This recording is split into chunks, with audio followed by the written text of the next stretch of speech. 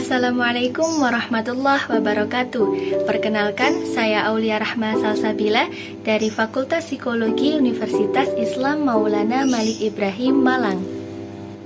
Di sini, saya akan menyampaikan salah satu macam gangguan mental untuk memenuhi tugas mata kuliah psikologi klinis.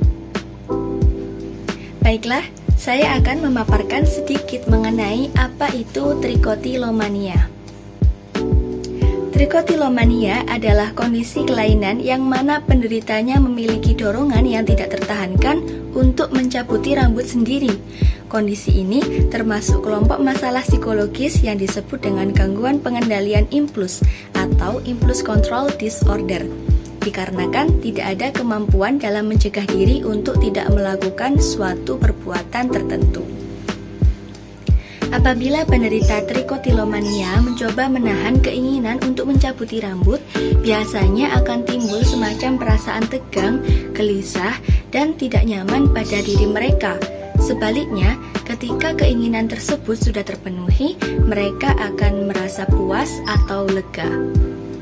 Banyak penderita trikotilomania yang menyangkal bahwa diri mereka bermasalah. Ketika terjadi kebotakan, biasanya mereka akan menyembunyikan bagian yang botak tersebut dengan memakai topi, alis palsu, atau bulu mata palsu. Tapi tidak semua pengidap trikotilomania merasa senang atau lega setelah mencabuti rambut.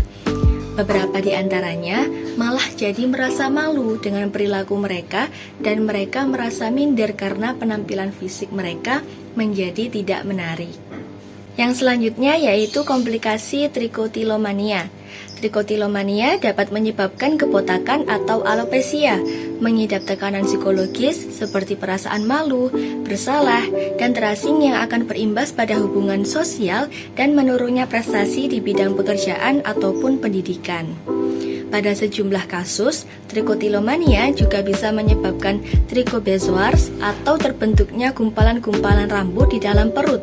Komplikasi ini bisa terjadi apabila pengidap trikotilomania sering memakan rambut yang mereka cabut.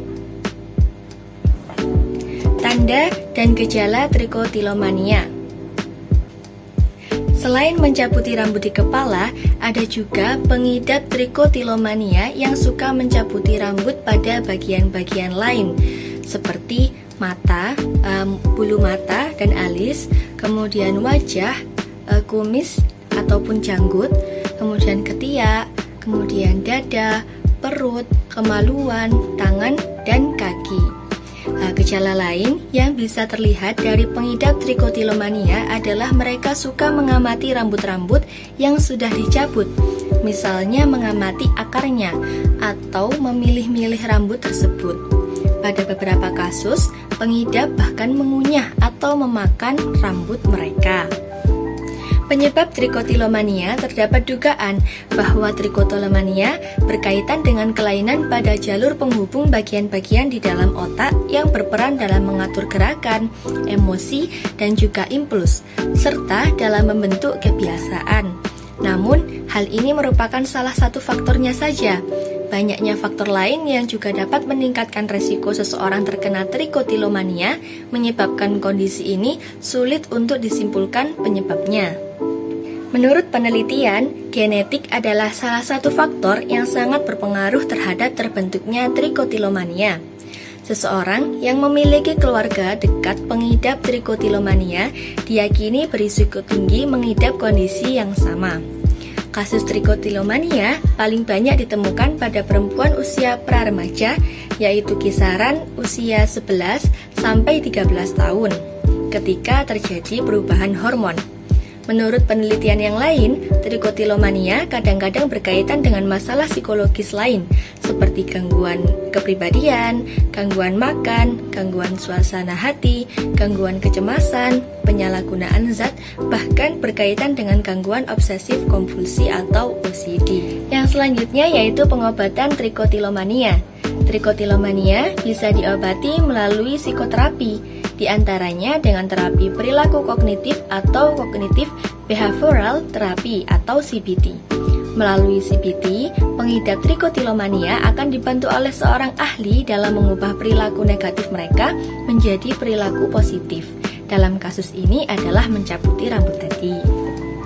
Selain dengan pemberian edukasi mengenai kondisi yang mereka alami dan cara mengatasinya, ahli juga akan membantu memperbaiki anggapan mereka tentang diri sendiri dan tentang bagaimana mereka berhubungan secara sosial. Di dalam CBT, terkadang ahli terapi akan melibatkan keluarga untuk memberikan dukungan.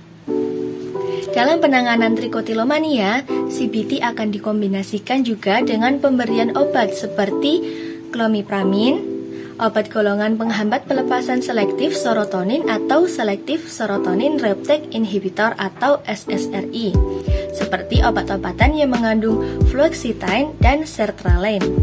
Dalam menggunakan obat-obatan di atas, sangat penting untuk mematuhi aturan pakaian dari dokter agar cepat sembuh dan terhindar dari efek samping. Cukup sekian video dari saya, penjelasan tentang trikotilomania. Kurang lebihnya saya mohon maaf. Terima kasih sudah menonton video saya dari awal hingga akhir. Saya ucapkan wassalamualaikum warahmatullahi wabarakatuh.